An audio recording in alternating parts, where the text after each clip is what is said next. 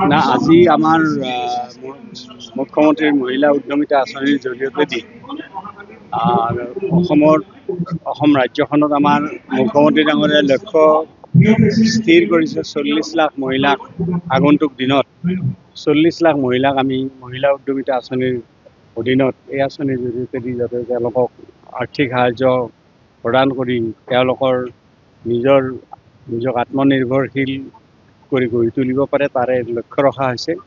আৰু সেই উদ্দেশ্যে এইবাৰ আমাৰ এই পৰ্যায়ত আজি প্ৰায় 18,07,033 গৰাকী মহিলা গোটেই অসমতে 10,000 টকাকৈ প্ৰতিগৰাকী মহিলাক দিয়াৰ এই আঁচনি গ্ৰহণ কৰা হৈছে আৰু আজি আমাৰ এই সমষ্টিটোত চমৰীয়া যিটো সমষ্টি এই সমষ্টিটোত আমাৰ 23,000 মানে মহিলাক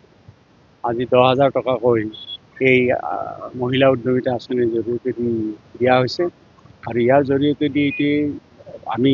মাননীয় মুখ্যমন্ত্ৰীক ধন্যবাদ দিছোঁ যে এই আঁচনিৰ জৰিয়তে মহিলাসকলক সবলীকৰণৰ ক্ষেত্ৰত এটা ডাঙৰ পদক্ষেপ হৈছে আৰু তাৰ উপৰিও আমাৰ মহিলা সবলীকৰণৰ বা মহিলাৰ শিক্ষাৰ ক্ষেত্ৰত আমাৰ নিযুত মইনা আঁচনিৰ জৰিয়তে যিসকলে 10মান শ্ৰেণী পাছ কৰি পেলাই হায়াৰ ছেকেণ্ডেৰী পঢ়িব তেওঁলোকে পকেট খৰচৰ অভাৱত হয়তো সেই ছোৱালীবিলাক স্কুলত বা কলেজত যাব পৰা নাই গতিকে সেই মহিলাসকলক বা সেই ছোৱালীসকলৰ তেওঁলোকৰ অভিভাৱকসকলক এই পকেট খৰচ বা অন্যান্যৰ কাৰণে যে তেওঁলোকে পঢ়া শুনা কৰিব নোৱাৰে তাৰ কাৰণে মুখ্যমন্ত্ৰী ডাঙৰীয়াই আমাৰ নিযুত মইনা আঁচনিৰ জৰিয়তে প্ৰতিগৰাকী ছোৱালীক কলেজত এডমিশ্যন লোৱাৰ লগে লগে হায়াৰ ছেকেণ্ডেৰী লেভেলত 1,000 টকাকৈ আৰু তাৰপিছত গ্ৰেজুৱেশ্যনত তেওঁলোকক 1250 টকাকৈ আৰু তেওঁলোকে পষ্ট গ্ৰেজুৱেট পঢ়াৰ পিছত MA MSc পঢ়াৰ সময়ত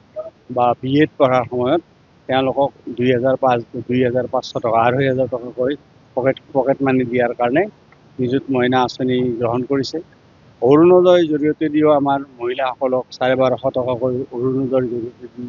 দিয়াৰ ব্যৱস্থা কৰা হৈছে এইবাৰ প্ৰায় 38 লাখ মহিলা অসমত এই অৰুণোদয় আঁচনিৰ জৰিয়তে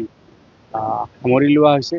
গতিকে মহিলা সবলীকৰণৰ ক্ষেত্ৰত মুখ্যমন্ত্ৰী ডাঙৰীয়াই যিটো বলিষ্ঠ পদক্ষেপ লৈছে গতিকে মই মুখ্যমন্ত্ৰী ডাঙৰীয়াক আজি ধন্যবাদ দিছোঁ আৰু আমাৰ আই মাতৃসকলক আমি অনুৰোধ কৰিছোঁ যাতে মুখ্যমন্ত্ৰী ডাঙৰীয়াক তেখেতসকলে আশীৰ্বাদ কৰে আৰু মুখ্যমন্ত্ৰী ডাঙৰীয়াক শক্তিশালী কৰে যিকোনো খবৰৰ বাবে যোগাযোগ কৰক 7099017330 লগতে 7099017110 নম্বৰত